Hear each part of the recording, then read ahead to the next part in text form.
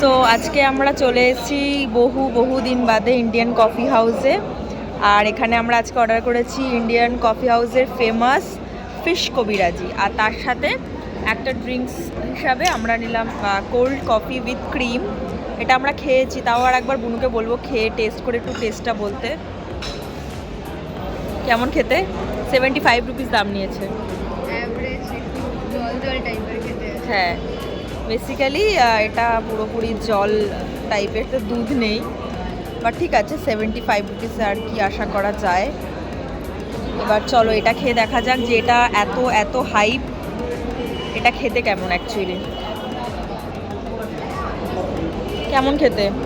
ভালো খেতে? তাহলে এটা পাস করে গেছে, কারণ এটা খুব ফেমাস ইন্ডিয়ান কফি হাউসে, সো এটা খেতে ভালো ফিশ কবিরাজিটা।